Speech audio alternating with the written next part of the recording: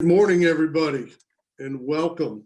My name is Dave Medeiros. I am the president of the Chesapeake Region Safety Council. We are a regional independent chapter of the National Safety Council, and our mission is to educate and influence people to prevent accidental injury and death.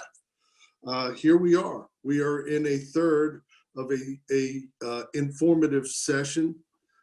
Informative sessions that we've been presenting in a web-based format.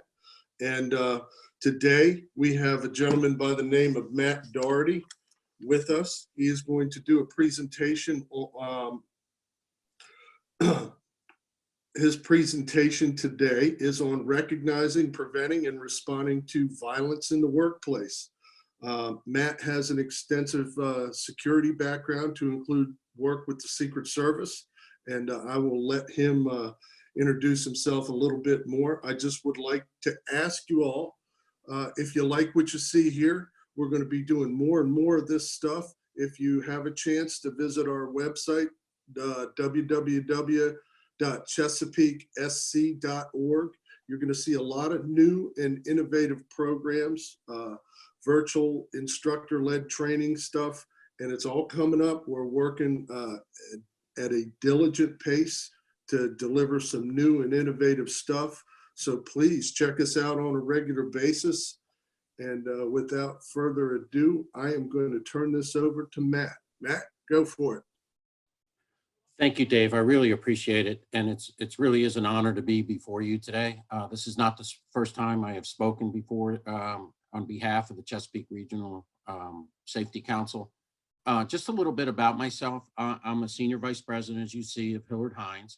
We're a security risk and emergency management firm with a variety of capabilities. Security engineering by our parent company, Jensen Hughes. We have different practice areas, investigations, due diligence, and doing background investigations. We also have a security risk management firm that does security technology, more of the physical side for security and safety. I run our threat, violence, and risk management for the last 12 years at Hillard Heintze. And prior to that, I was the agent in charge of the Secret Service National Threat Assessment Center, teaching state and local law enforcement how to conduct threat assessment, and it's all about prevention. So some of those items I'll talk to you about today. But when I say I run our threat, violence, and risk management, we're truly an operational practice area. I have 2 clinical psychologists on staff that are licensed to conduct violent risk assessments. I have a variety of excellent analysts on staff, open source intelligence.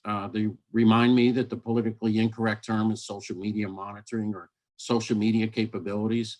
But we analyze threats for companies, and we develop programs and policies for both the public and private sector.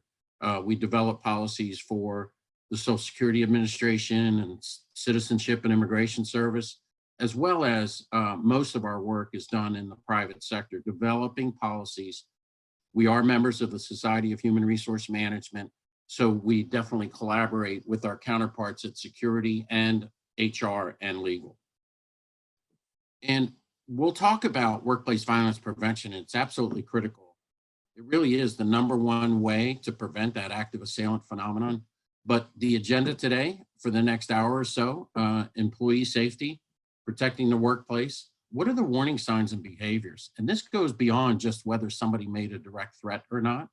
The very important early intervention. And we would absolutely be remiss if we did not talk about domestic violence in the workplace. This presentation, we actively work cases, but it's not lost on me that even in the days of this virus, the World Health Organization, the UN Secretary General, and it's been cited in the Wall Street Journal, New York Times, Washington Post, the rise of domestic violence for those that are stuck at home and working out of the home, and those domestic situations are increasing. And how do you develop a workplace violence program? If you're in security, HR, legal, how do you develop a prevention program? I know many of you are well familiar with OSHA requirements. I know the previous lecture was on the COVID and OSHA requirements. but it's very important to realize that you do have that duty of care at the workplace. And OSHA definitely endorses the concept of workplace violence prevention and many of the elements that I'll talk about today. So here are the business benefits of workplace violence prevention. And I'd like to interweave different cases that we've had throughout this presentation. It certainly increases workplace employee security, higher morale, all of those benefits that you all can see on that PowerPoint. But let me tell you an experience that we had just about 2 years ago. And again, I've told you that we conduct threat investigations and we consult. And we were called by a major manufacturing firm with factories throughout the Northeast. They are headquartered in California. And we were called to help on a suspension or termination case. In this case, it was a termination. And I got called on a Tuesday and can you help us provide physical security? Remember I said that another practice area conducts physical security assessments, executive protection, physical security. But I was called, it was a Tuesday and they wanted to fire somebody on a Friday. Now, for my HR colleagues out there in the field and security, always be aware, be wary of somebody that wants on a Tuesday to fire somebody quickly. They wanted physical security around HR as they conducted the termination. They were concerned because of some anger management issues. So I asked, why are you firing him in the first place? And they said, well, he's got anger management issues. He's been here 10 years and he's bipolar. And I was somewhat taken aback. Does the American Disabilities Act mean anything to them? The fact that most of us know somebody and it's not illegal to be suffering from mental illness. Most of us have a friend, family, loved one, and at work. Since when is that any type of concern? And on top of that, you know, they never got to the reasons why is he being so angry, anger management in the last few weeks. But nonetheless, we are a for-profit company and we set up physical security for the firing on a Friday. He did not get along with two HR professionals that happen to be female. And with all due respect to gender, I asked if there was any males in HR that don't know him that could handle the firing.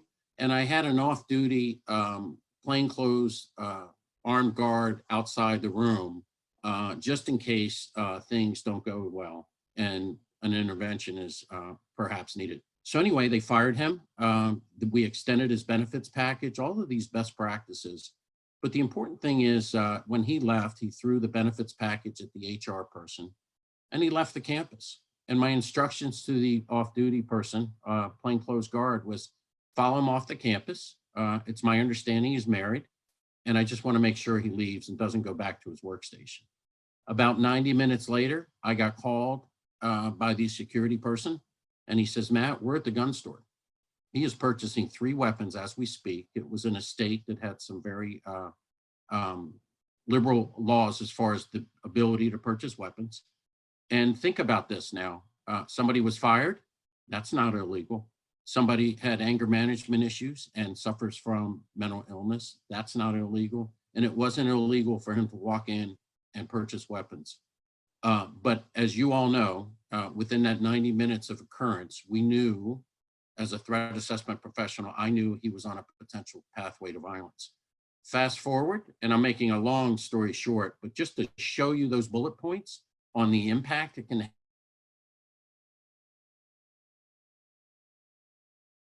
to locate his wife that night. And we were able to convince his wife to get a court-ordered mental health treatment so I could get the weapons taken away and communicate with law enforcement. Because again, there could be no law enforcement intervention at this point because he didn't do anything. We found a list of people he didn't like at his office, at his desk. We provided executive protection. And fortunately, very fortunately, we were able to locate him on a Saturday with no violence. A SWAT team located him, but it did receive national news coverage. And that Sunday, I talked to the CEO, and the CEO was really taken aback. He was very grateful that nobody was hurt. But he said, Matt, my business has been really, really taken aback by this. First of all, I had to close my factories until you could locate this person. It costs a lot of money, and not that, my people are the most important asset I have. So I don't mind doing the investment, but we had to provide protection on the list of people he didn't like. But even more importantly, my public relations expenses have been a nightmare. And most importantly, people do not want to go back to work. I got poor morale. They wanted to know, how did this happen? And I told them, you don't have a workplace violence prevention policy. I spoke to his wife, and I'll never forget what she told me as I'm helping her get a court-ordered mental health treatment for her husband. She said, I love my husband very much. I can't believe they've done this to him. He's been here 10 years. I didn't know he was off his medications for the last few weeks. If somebody had just asked the reason why, he could have potentially been referred to EAP. Again, you can't predict violence, but it certainly was a disaster that was avoided, but it really lacked a workplace violence prevention program. So I hope that best illustrates why the early opportunities to intervene are just critical. Merely waiting for whether a direct threat has been made is a huge mistake made in threat assessment investigations. It's all about behavior. So again, as illustrated by the CEO's statements, the lost productivity, absenteeism, nobody wanted to go back to work. It is really devastating, even if nobody gets hurt, which again, don't want to imply if people are hurt, that's the greatest impact, of course it is. But there are other secondary business considerations to address those concerning behaviors. And all of these are illustrated here. It really, those people that have, those companies that have experienced an incident are just devastated, and more than just, not just the people, but people are harmed, people are killed, families are devastated, and then the business impacts are just really, really over the top.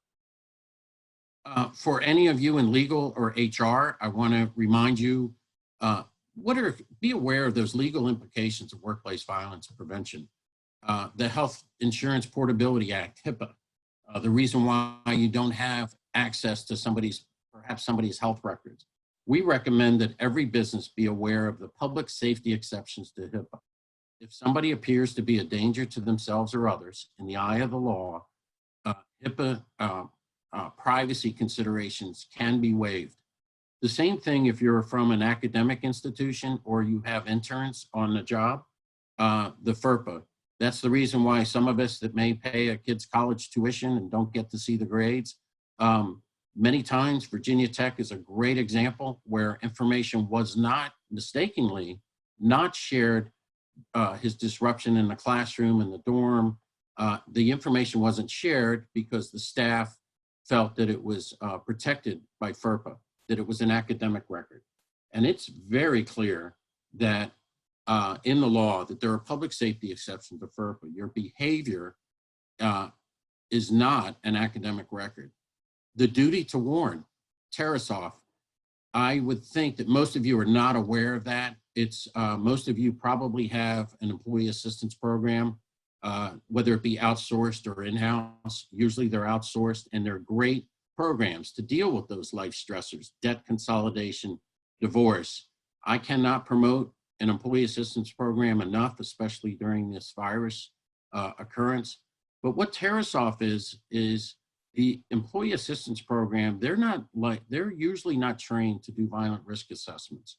So when somebody's referred to EAP, and that should be absolutely private, or else it destroys the purpose of the program, but the EAP company should be aware of their duty to warn. In other words, if an employee is receiving therapy and it becomes apparent that they may intend to do harm on the business, on the people, on their boss, the boss's family, whatever it is, the employee assistance program has to be aware of their duty to warn. And it's really incumbent upon the business, whether it be public sector or private sector, to remind EAP if any of our cases, private referrals come to your attention, and any hint of threat of violence or behavior that could likely or potentially lead to violence, we need to be notified. And by law, they are required to do that, but it does on occasion. We think it's a best practice to remind the company, to remind the outsourced EAP of that program. Very important that our security directors, HR, be aware of state labor laws related to weapons and mental health commitment. Oftentimes you may need to assist law enforcement. And what are the weapons possession? I know you have weapons possession policies at many of your companies, but it's critically important. I knew for a fact where that person, the manufacturer, when he purchased those weapons, that it was legal to do so. And I needed to know, how can I get those weapons taken away as a threat assessment professional? So it's very important in a workplace violence prevention program to be aware of those state labor laws regarding weapons and mental health commitment. I'll be in much more detail about domestic violence later on in this lecture, but it's extremely important to know that laws prohibiting discussion of discrimination based on knowledge of domestic violence. And what does that mean? That means about as much as little as 30 years ago, 20 years ago, and I'll have some statistics. It's usually women, but men are not exempt from being a victim of domestic abuse. But it's extremely important to know in a program for people to self-report whether they're a victim of domestic violence. There'll be a statistic in a little bit, and I can't help myself. When you hear the latest statistic that 40% of women killed in the workplace are killed by an intimate partner, that's almost an epidemic. And you have that statistic in the United States, along with the virus-related issues and the global rise of domestic violence. And what happens is there's always been a reluctance to report a restraining order, which I'll talk about in detail. But 10, 15 years ago, if a woman showed up with a black eye and was a possible victim of domestic abuse, in some company cultures, there was an ignorant attitude about that, is that maybe is quote unquote not our type of person that we want. They come from perhaps a rough culture and they are denied employment or denied promotion. So most state laws, thankfully, these days are starting to have very strict laws that you cannot discriminate, deny promotion, deny application for employment, merely because they're suspected of being a victim of domestic abuse. It's really important that a security director, legal, and HR be aware of your local state laws regarding those issues. These are the common roadblocks that we have found in the workplace violence prevention programs. A lack of awareness about the noble indicators of behavior that could lead to a potential attack. I'm going to go through these behaviors and talk about them in detail. Poor understanding of how do you manage risk and mitigation. It's always been a huge problem. It's one thing to identify a threat, but how do you manage that type of threat? And we'll go through the shortfalls in policies and training, sustained executive sponsorship, sufficient security-related funding. What does all this mean? When I go into companies, I'll ask for all their security-related policies in regards to or related to workplace violence prevention. And invariably, many companies, some are Fortune 100 companies, I look at the employee handbook and there's maybe a one-sentence guideline for workplace violence prevention, and it says workplace violence won't be tolerated. Well, what an epiphany that is. There was no warning signs. There's no prevention program. Your general workforce, how do you observe those warning signs? Who do you report them to? And again, we'll talk about it in detail, but how many times have you seen an active assailant incident where the behaviors were knowable prior to the incident? There was some association with the company, and yet there was no reporting mechanisms. There were shortfalls in those trainings in reporting it. So really, to manage threats associated with workplace violence, you need to understand factors that may indicate a potential risk. It's kind of the technical term, a no-brainer. You certainly have zero tolerance policies in your organizations. You can't, sexual harassment, of course, zero tolerance for making a direct threat or physical harming somebody, but that will not address those factors need to be enumerated in a good policy. So this is warning signs and behaviors of concern. And it's just very important. They teach graduate courses on this. It's not my intent to go very in depth on this, but really a spectrum of violence. It's often referred to as a pathway to violence. It usually starts out with concerning behaviors, and there's warnings about, boy, this person is creating a problem, whether it be a family member at the workplace, whether it be an employee, customer, disgruntled customer, contractor, those types of things. And it always, and usually, it doesn't just instantly snap and they're impulsive acts. They usually start with early warning signs. There's some concerning behavior that wasn't identified, wasn't reported, and then it can potentially escalate. And our goal here is to have early intervention in any successful workplace violence prevention program. So early warning signs. And again, too many times in the past and still in the present, people disregard certain individuals, whether it be inappropriate remarks or gestures, faulty decision-making, frustration, uncooperative or irrational. This is well documented in after-action reports on active assailants, that these were the early warning signs that were left unchecked. As a matter of fact, my firm, Virginia Beach, the city of Virginia Beach, last year experienced 11 deaths. The 11th person committed suicide. He was a city employee, killed his coworkers. And the key there is learning from these after action reports. And that's what we do. We take a hard look at all of these reports and look at those early intervention models. So here are some of the early warning signs and concerning behaviors. And we're not implying that anybody that exhibits these types of behaviors is going to be the next active assailant.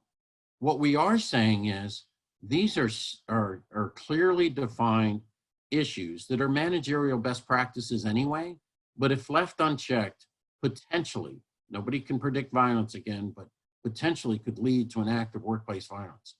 And look at these, withdrawn socially. I'm not talking about somebody that's just naturally shy or introverted, but somebody that was engaging, gregarious, interacting with coworkers. All of a sudden something's wrong. They have withdrawn into themselves. That may be a sign of depression, a sign of being a victim of domestic abuse, all of those things. And by the way, almost each and every active assailant were experiencing life stressors, debt, divorce, custody of children, untreated mental illness, all of those things. And these are some of the concerning behaviors that may be indicative of a life stressor. Excessive absenteeism, lateness, performance decline. I don't want you to think that just because somebody's a high-performing employee does not mean they're exempt from being a potential perpetrator of workplace violence. As a matter of fact, we've had people under great stress, high-performing type A personalities, outstanding evaluations, but put such stress on themselves that they committed acts. But our point is, when you see a performance decline, not only is it a managerial best practice to intervene on those performance declines, but it also is beneficial as part of a workplace violence prevention program. Increasing signs of confusion, blames others for the mistakes, and it goes on. Red flag reporting behaviors. And again, I have two psychologists, licensed clinicians, nationally recognized, testifying in court, conducting violent risk assessments. And they have a very technical term for that. They've referred to it as the creepy radar. And we all know what that is. If something just doesn't appear right about a coworker, customer, visitor, family member of a coworker that's visiting and that you're exposed to, if something's not right with them and their situation, that creepy radar, that's when it's time to report those types of things. But we call these red flag warning behaviors. Erratic, impulsive, or obsessive behavior. Alcohol or drug abuse. We know each of you have policies regarding that, but it also, not only is it self-destructive behavior and could impact the productivity of your office, but it oftentimes is a precursor to potential workplace violence. repeated and escalating protests over working conditions, a victim mindset. I can't tell you the number of times, and just look up any active assailant case that you can think of and just look it up online. And a very common one is they're out to get me, a persecution mindset. The FBI Behavioral Analysis Unit constantly looks at that as a common indicator. As a matter of fact, the way they find out about it is leakage, the behavior concerned others. Or suicidal ideations, speaks of suicide as a way out. I just 2 weeks ago had a termination case in the Northern Virginia area. The person, it was an IT person, he was let go, very disruptive, let go. And then he started to email wanting a further explanation why he was fired. And he started talking about suicidal ideations. At that point, that's a very red flag behavior, because how many times have you seen an active assailant not only harm people that aren't necessarily on his list, but to harm the company, but in the end commit suicide, either death by cop, by police officers, or self-committed to suicide. Other red flag behaviors, excessive anger, just like the person I had. This is a really big one for us. We look for not only evidence of stalking in the workplace, perhaps unwanted romantic pursuits, but we look at when our investigative practice takes over and use them as a resource. If we find evidence of a restraining order or protective order, which I will talk about in a few minutes, that is a really red flag, regardless of who they're stalking. We found that most people that commit acts of targeted violence, where a known or knowable attacker selects their target prior to the attack, they oftentimes exhibit stalking behaviors.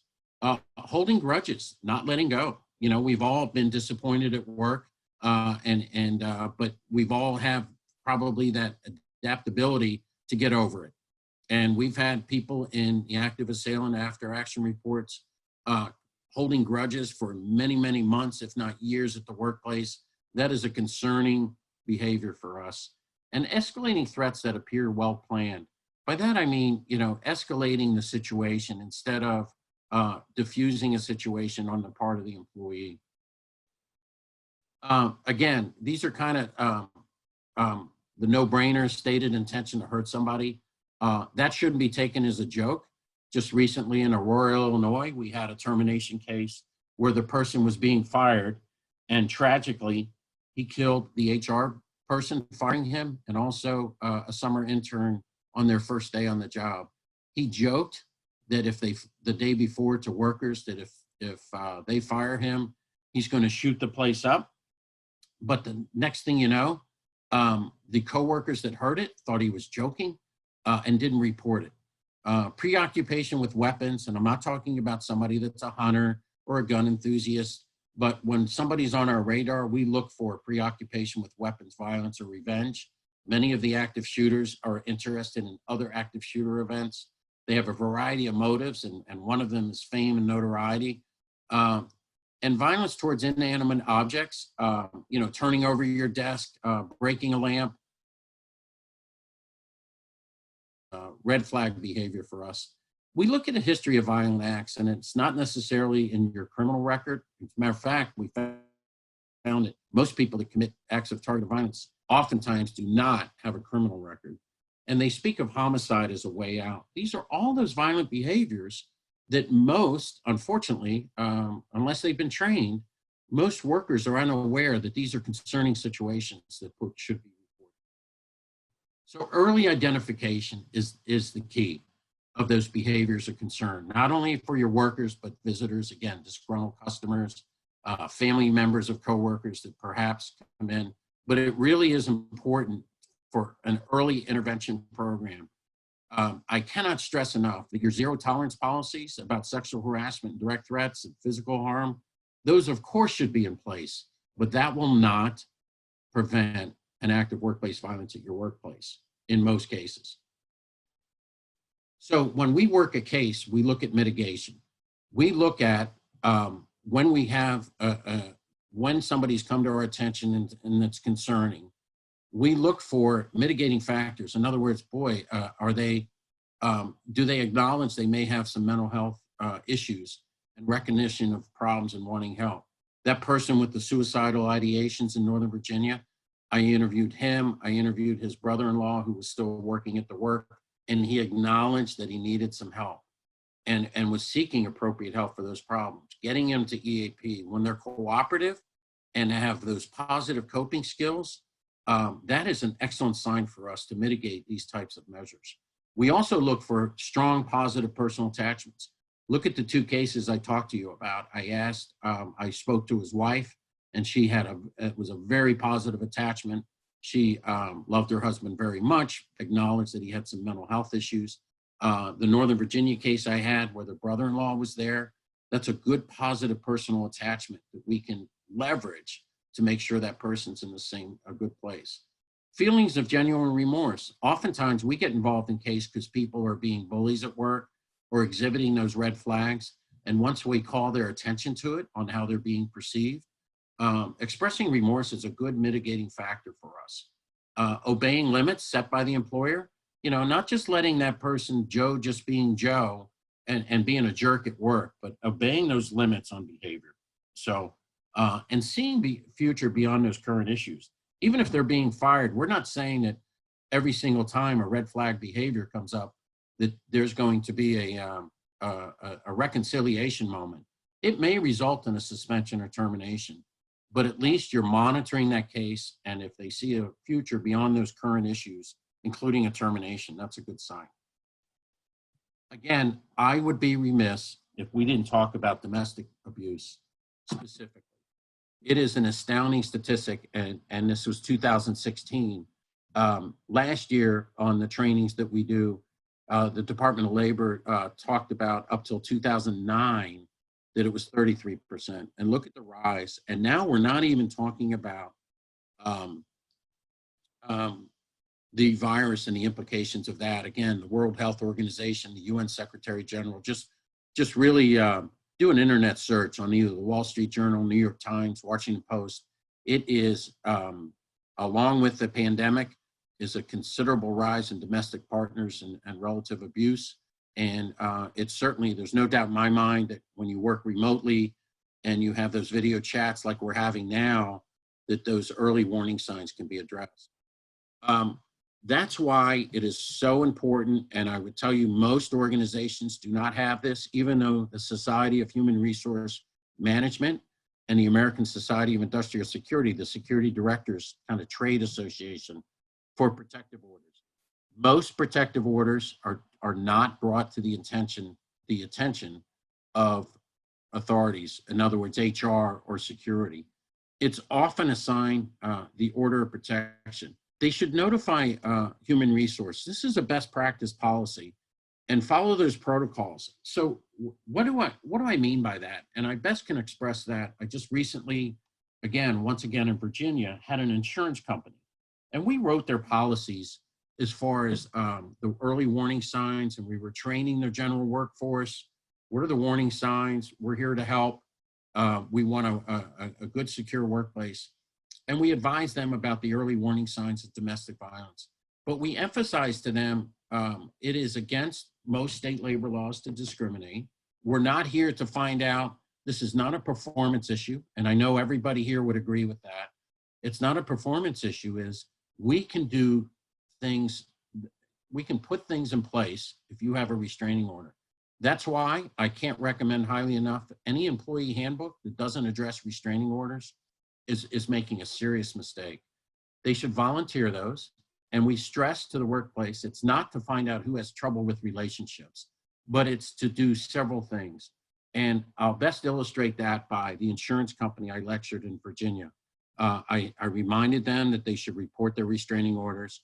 There's several things we can do. And I walked through those. And sure enough, during one of the breaks in the training, there was a young woman, I think she was in her maybe late 20s, and she was escorted by the office manager. And you could see that she was very distraught. And her background was she was a 4-year employee.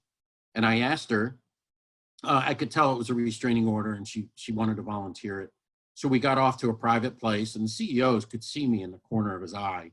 But I asked her, what's the circumstance? And she said, I dated a guy twice, and it was the biggest mistake I ever made. I had to move. I was living alone. I now moved in with my brother and his family. My parents are too old for me to live there. And it's the worst mistake. And she had been sitting on this restraining order for 2 years while she was a well-regarded employee. We did several things. Oftentimes the restraining order is obtained where the person lives, and it doesn't. Unfortunately, there's a lack of a shared database in many jurisdictions, including the metropolitan DC and Baltimore areas. So you need to make sure that's on file with the local police where the workplace is. Legal counsel at the company may want to suggest having expanded to the workplace. We may want to get a picture of that person. We want to definitely notify local police around the workplace that we have a protective order. When I got that protective order, there was an extreme level of violence. Now, fortunately, that person was subsequently arrested and went away for a long time. He was a bad actor all the way around. But here's what we did at that workplace. We definitely increased security, physical security. There was a picture discreetly posted at the reception area. I'm very proud of the fact your points of vulnerability for a protective order is your arrivals and departures. That's when the person knows you arrive and depart at work. We had her parking space next to the CEO's parking space. She was escorted. A security guard would wait for her out in the parking lot every morning and every night. It's kind of heartwarming to me that he would actually have her favorite coffee waiting for her. I asked the CEO after the person was arrested a couple months later, I said, how's it going? He goes, you know, Matt, it couldn't go on better. We changed our policies. And guess what? I noticed that morale increased. They know that my company really cares about their employees. This had nothing to do with her career here. She's a well-regarded employee. We didn't make this water cooler gossip, but we put together a best practice for restraining orders. So any of you that work for companies that don't address restraining orders, I suggest that they implement some policies. And again, it's only as good as reminding them that this is not an intrusion on your privacy. It's not an impediment to your promotion or employment. What it is to make you safe and the coworkers around you safe.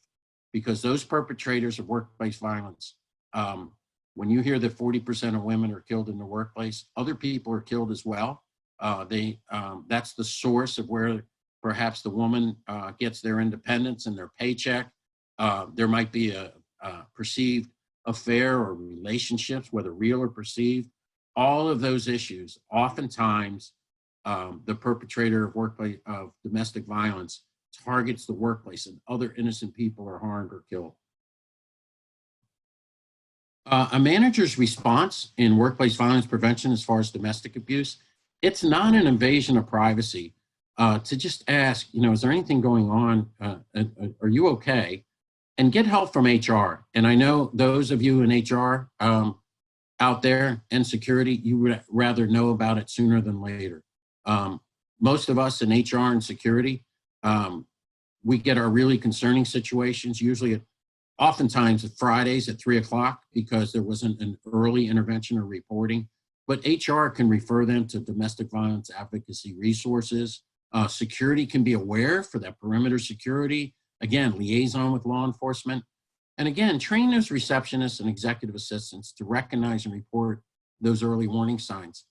I'll talk about a roadmap to workplace violence prevention in just a few minutes, but keep that in mind. The receptionists and EAs are just critical to a successful program.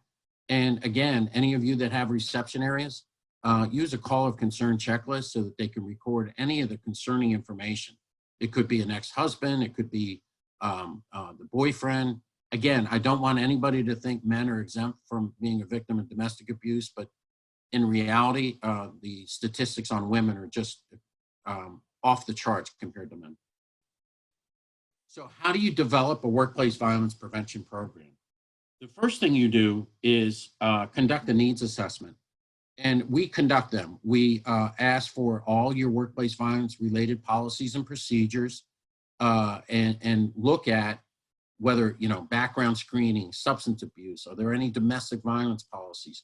Are there any warning signs? All of those things.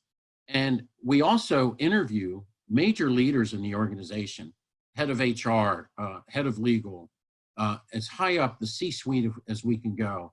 And we also include executive assistants and managers, office managers and receptionists.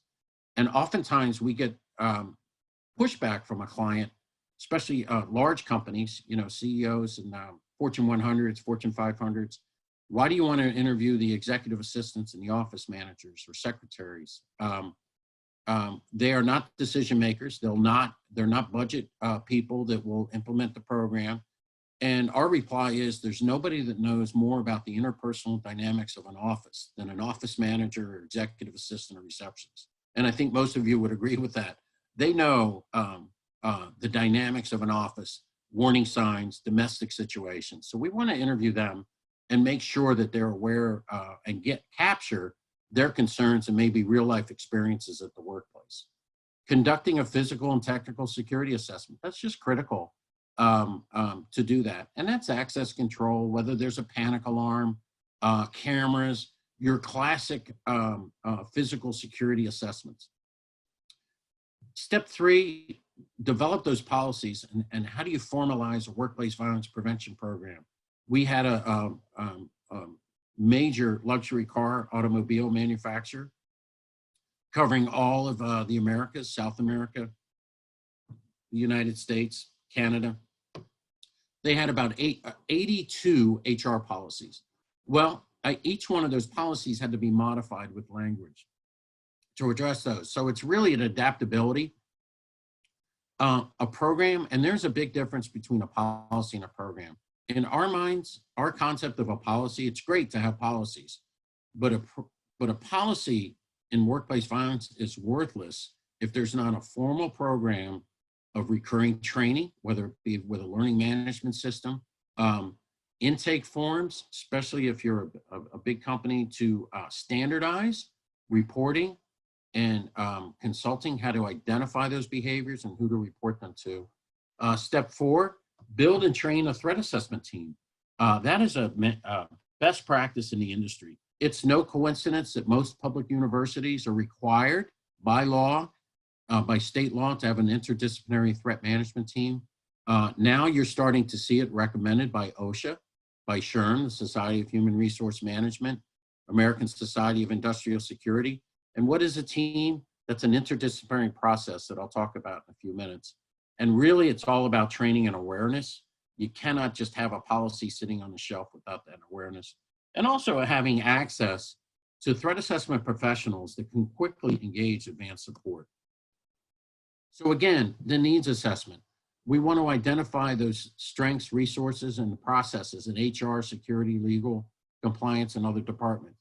Everyone should have a seat at the table because HR may have certain policies, security policies, legal, they certainly need a seat at the table, those public safety exceptions, what you can share, how do you share them, where are the records kept with workplace violence incidents or concerning situations, again, the manager involved. Physical security assessments, it's really to understand those greatest opportunities to protect against threats and minimize those vulnerabilities.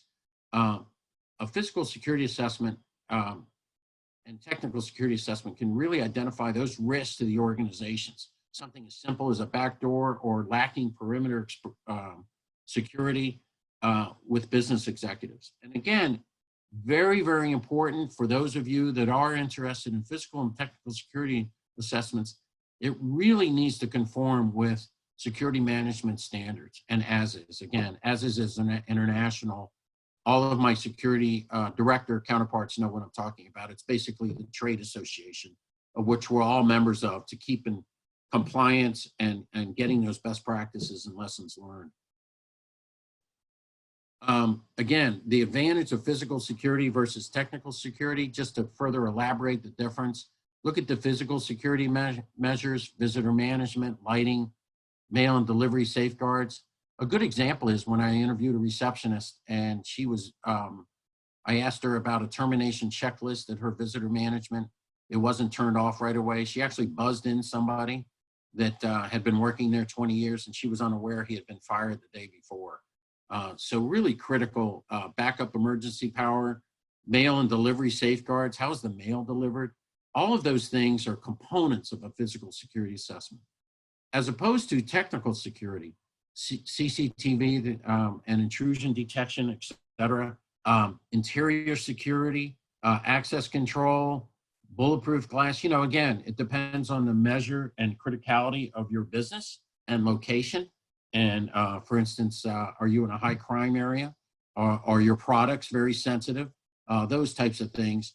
And looking at fire, life, and safety. Jensen Hughes, our parent company, specializes in that for fire, life, safety. We basically a security engineering firm with capabilities such as my threat violence risk management practice area. But looking at panic alarms, do you have security officers? What are the advantages of armed security versus unarmed? Do you need security officers? Are there vaults or safe or even safe rooms to escape to in the event of an active assailant or other incidents of violence or protection? So that's really the difference between the two. Develop policies. It's really clear, actionable guidance across the enterprise. Compliance, privacy. Who do you report the information to? You really need some type of tracking system. This isn't Big Brother, but when you get an incident, it's very important to realize that all of us come and go, particularly with larger companies. So at least have a record, and it's not a performance record. It's really, we had this issue, 2 years ago on a domestic situation that one of our coworkers experienced. It's very important to keep a record of that, not as a performance matter, but because these things, as I showed you in that graph before, pathways to violence can escalate or de-escalate. And really that system can help that cross-functional multidisciplinary threat assessment team that may turn over with attrition or turnover or reassignments when you do have that threat management team.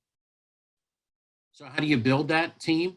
It relies on the diverse strengths of personnel. Too oftentimes, active assailants, security became aware of an incident in the parking lot and it wasn't reported. Or HR was aware of certain personnel issues and dynamics, or legal was aware of a lawsuit or a restraining order or a tax lien against an employee. It really is that cross-disciplinary team that would meet on a concerning situation and at least have a discussion so that you could have everyone at the table that needs to be with a variety of expertise. Our security directors, the world I come from, they can't go it alone, and they're only as good as what you can keep them informed of. They can liaison with law enforcement. HR, definitely there to protect the employee's rights, but also to decide which information to share and consult with legal. It really is managing a behavioral risk. And this isn't just a Hillard Heintze invention. This is a best practice being established across the country to have a threat assessment team. So what are the roles of a threat assessment team when it's elevated to that type of level?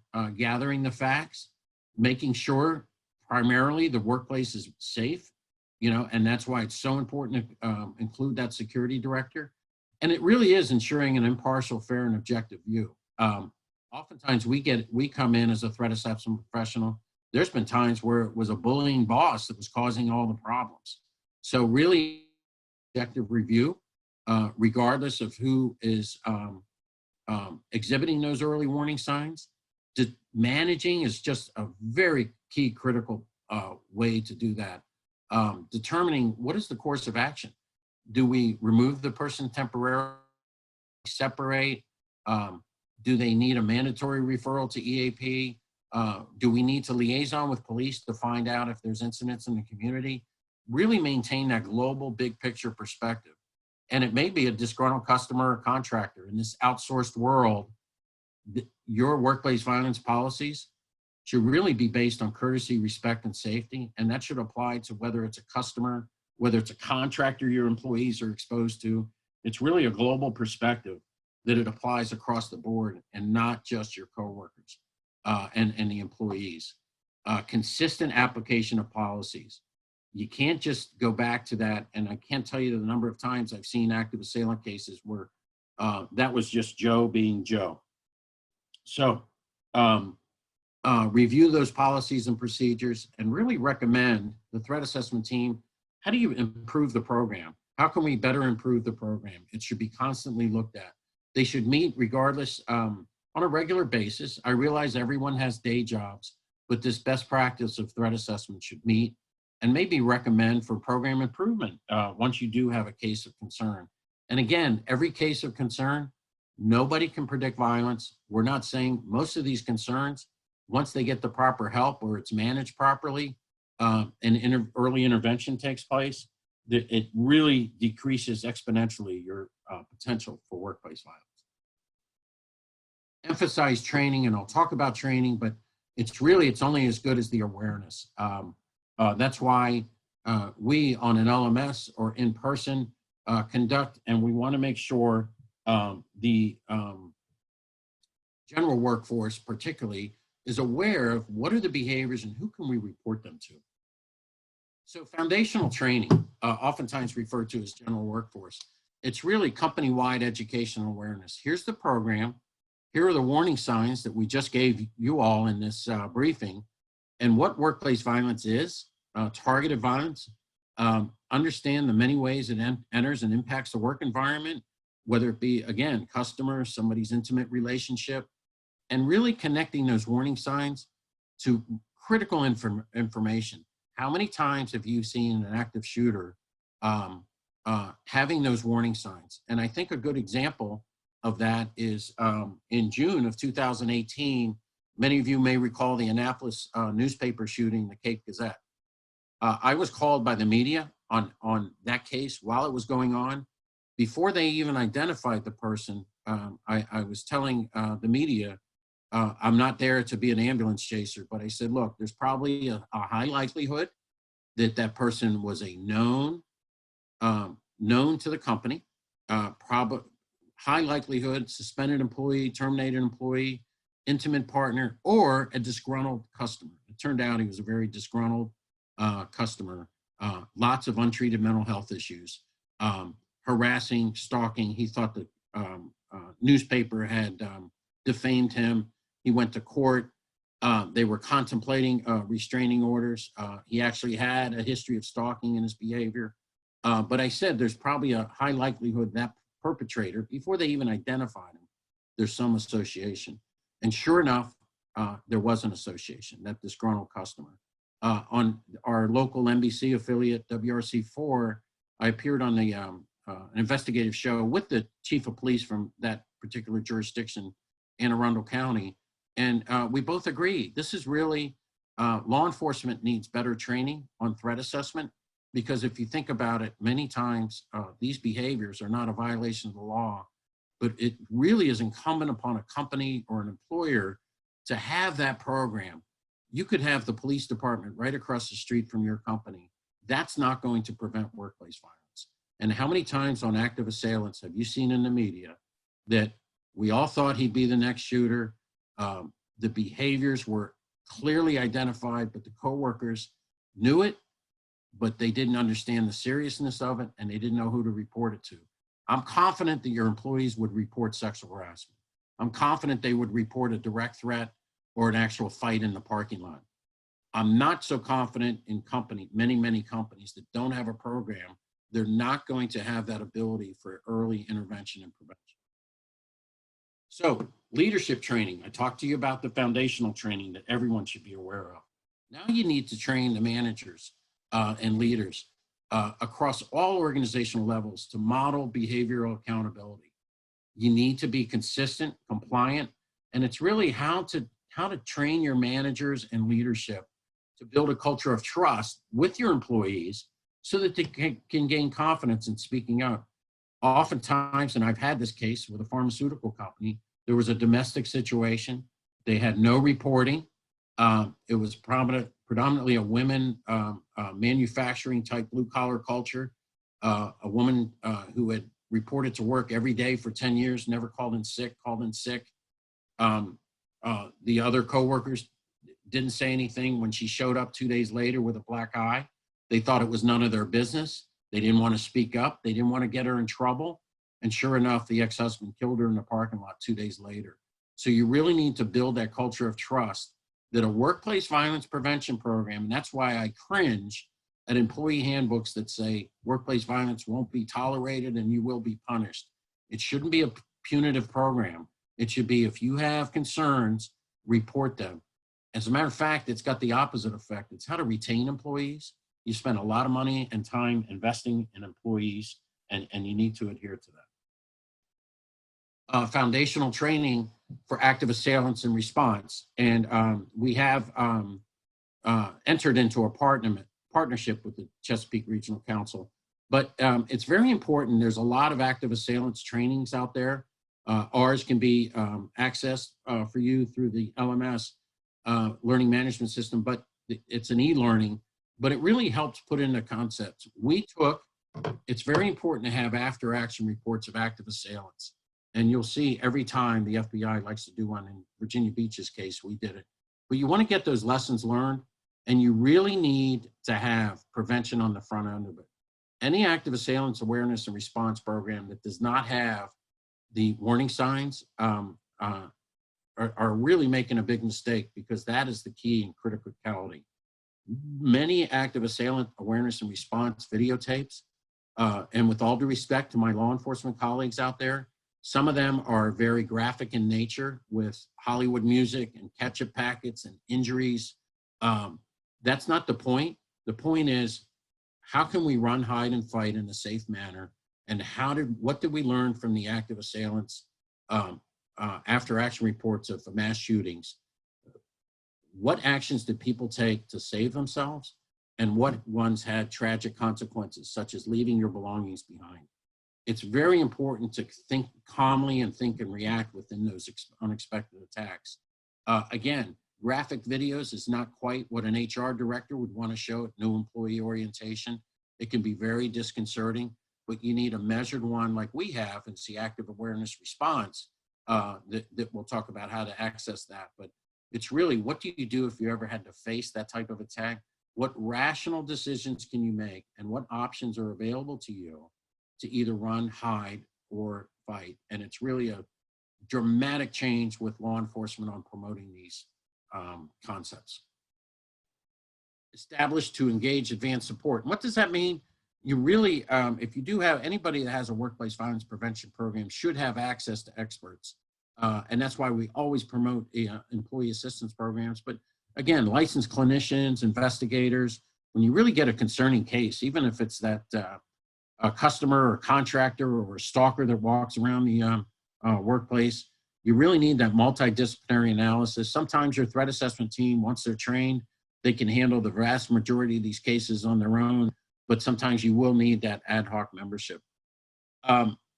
Advanced recommendations, and we do this every day, and many other companies do, but a classic threat assessment program is to do a formal investigation. What are those risk factors that potentially could lead to violence? I think I've said it 4 times, so I'll say a couple more times. Nobody can predict violence. It's well proven in the psychological field, in threat assessment fields, and clinicians and forensics. Nobody can predict violence, whether somebody's going to predict and commit an act of violence. That's where we get in so much trouble with the misuse of profiles. But you want to do an indirect assessment, have a case management plan. How are you going to manage these cases? We have a termination case currently that looks at case management support. For 15 minutes a week for the last 2 years on a termination case, we monitor somebody's social media. And it's open source intelligence, again, the politically correct term, open source intelligence. But we look at whether they've had an interest in obtaining weapons. We look at whether they've been in close proximity to the people or managers at the particular work, case management support. And by the way, I'll just comment a couple of things on law enforcement. If I asked them 10 years ago to participate in a threat management team, a lot of them wouldn't even know what the concept is. Across the country, law enforcement has been directed by the Fraternal Order of Police and the International Association of Chiefs of Police. When called by a threat management team at a company, public or private sector, be willing to participate, not just looking for a violation of the law, but, what do we know about this person? How can we help with protective services? Those types of things, they get it.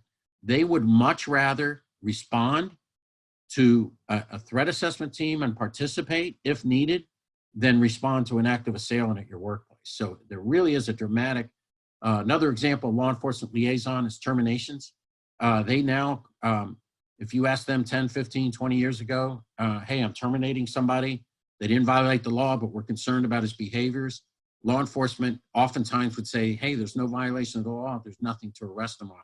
Now, they call them standbys. If you have rifts or terminations or concerning suspension, when you notify local police, they like to be aware of that. They can actually do their own records checks. They might not be able to share with you everything, but they call them standbys now. That's a common terminology to use that. And again, ongoing case and program consultation is just key. Again, some of our cases last a couple years, others, and the vast majority of concerning cases, once somebody gets the help they need or it's cleared up in a miscommunication, the vast majority of cases don't rise to the level to be concerned about violence.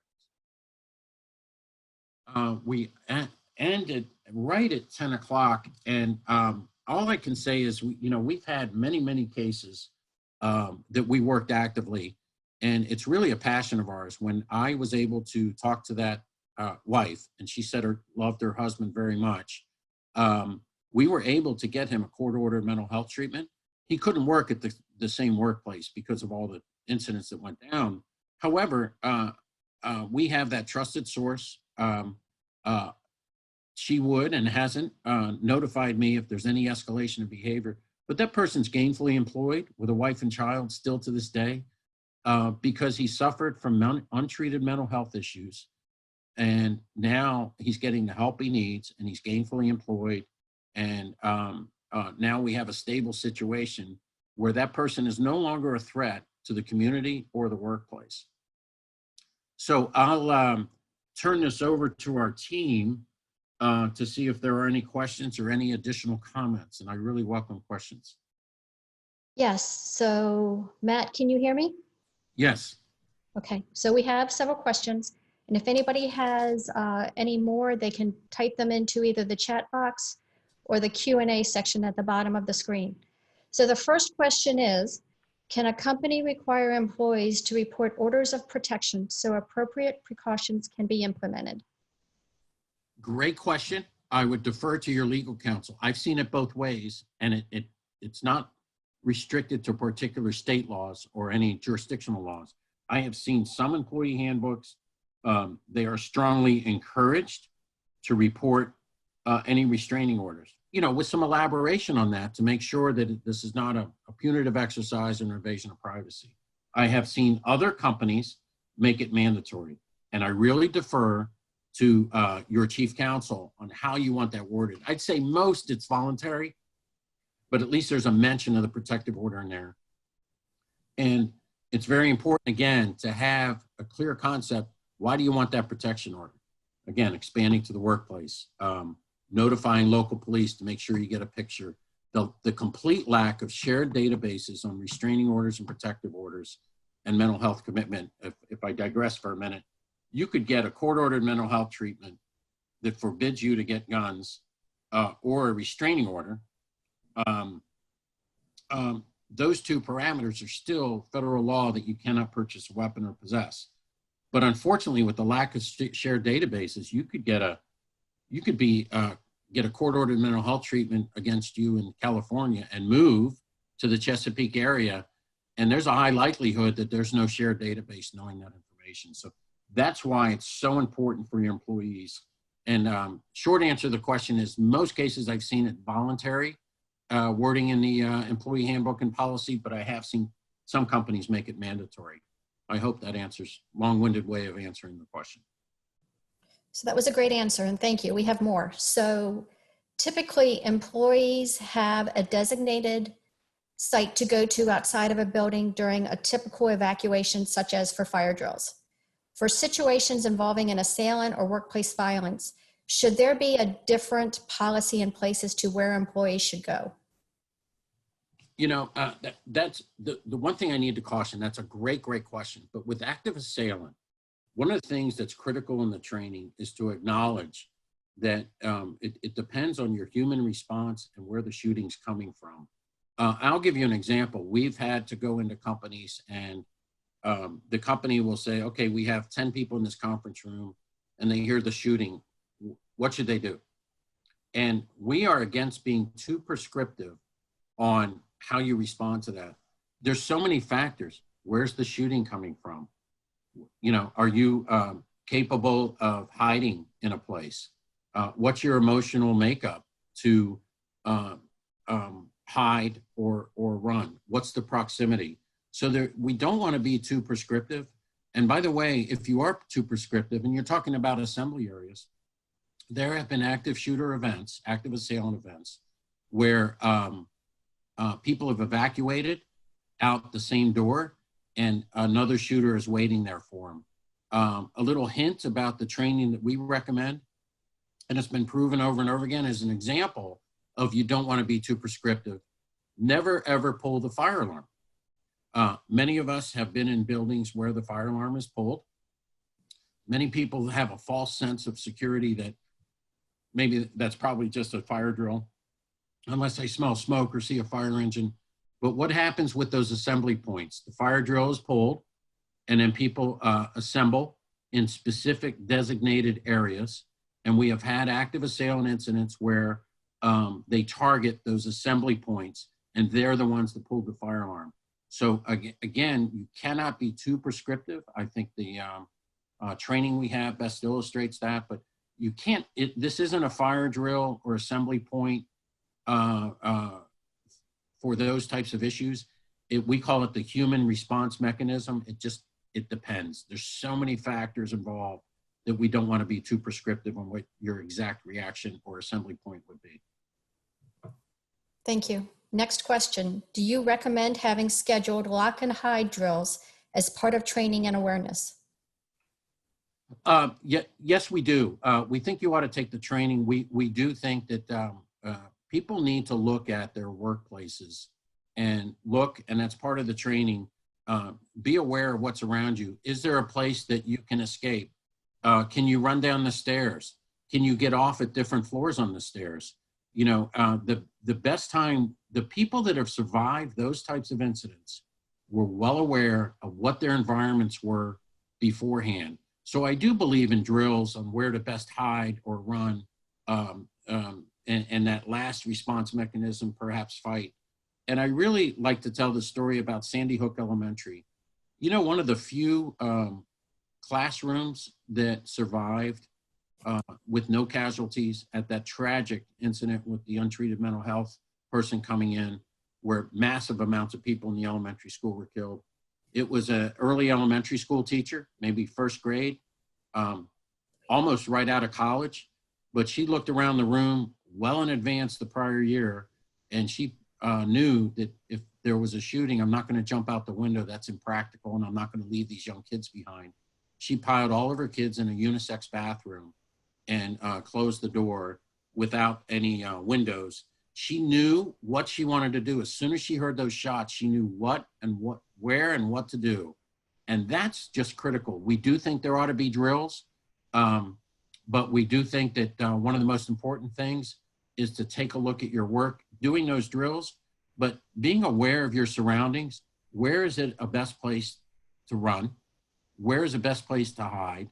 And that's really your observational or security observational awareness to do that. I hope that answered the question. Yeah, training. And I'm a big proponent of training. As long as it's not graphic, we've had some companies out there that are very disconcerting, particularly to our HR colleagues that are teaching people to fight and actually having a shooter come in the building and teaching them to fight. We think that has negative consequences, and it takes away from that natural human response mechanism. Everybody's going to react differently to a different situation. So we don't want to be too prescriptive on the training. Okay. Next question is, how often do you recommend updating an organization's workplace violence training program? I would at least occur it annually. And again, we have the foundational training that should be looked at. Maybe it doesn't need to be updated, but we really believe in in-person training for leadership. It can be done online, but I would say at least on an annual basis, take a look at it, make sure it's not a policy sitting on the shelf, and make sure it's being implemented along with the training. in our concept, there's a big difference between a policy and a program. A policy can collect dust unless there's an implemented program looked at every year. Okay. Next question. What can companies do to increase trust between employees and management to help with employees reporting and communicating concerns without retaliation or alienation? And then it's a two-part question. How can individuals draw the line between their own unconscious bias and identifying concerning behaviors? That's a great question. And that's, it never should be a punitive program. Found it, a lot of times people don't want to get in trouble. A critical part of the policy and program is this, that there will be no retaliation for reporting concerning behaviors. And the domestic abuse is a good example of that. This is not a gotcha exercise or to get somebody in trouble. And they have to guarantee no retaliation, and they have to promise prompt action and response, or else it's a useless program. The other thing with that, we recognize that oftentimes people aren't comfortable reporting, Sally, my coworker, my cubicle mate, I think she might be the victim of domestic, something's wrong, or an untreated mental health issue. We oftentimes leverage ethics compliance hotlines that many, if not most companies have. And if they don't, we create one for them or recommend that they build one. Some people may not be comfortable reporting. For instance, in a flash news bulletin, bosses are not exempt from exhibiting warning signs. Some people may not be comfortable seeing that their boss might be exhibiting some of these warning signs. So we oftentimes leverage ethics compliance hotlines or create a hotline for anonymous reporting. You have to recognize that some of us may not, depending upon the situation, might not be comfortable reporting it on record.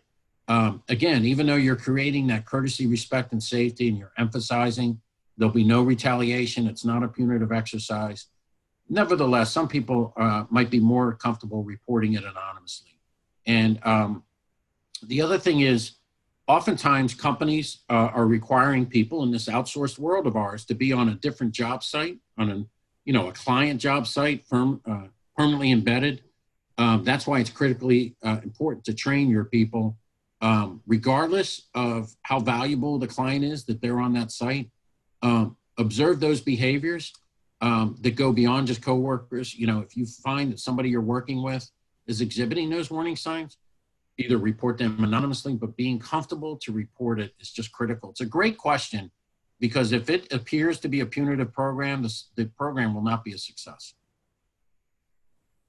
And we have a number of questions, but I'm going to ask this last one. Would you happen to have a sample workplace violence program that can be reviewed and used as a guide for the preparation of one to fit each individual company? Yeah, there are out there. ASIS has them, SHRM has them, but what you really need to be careful about that, because there are generic guides out there that you can look up online, but they need to be customized. That's why we recommend a needs assessment first. They need to be customized and tailored to each company culture and policies and procedures. So there are generic templates out there that you can look up online, but it really needs to be customized with a needs assessment. That means exhaustive interviews, questionnaires, all that kind of specialty for that. There are generic ones out there. Okay. So the last statement I had before transferring this over to Dave is that we have a number of questions about asking whether or not this webinar will be available after we're done here today. And we do put them up on the Chesapeake Region Safety Council's website. That website is chesapeakesc.org. And with that, Dave, it's all you. All right. I just want to thank everybody for joining with us. And Matt, what an outstanding presentation.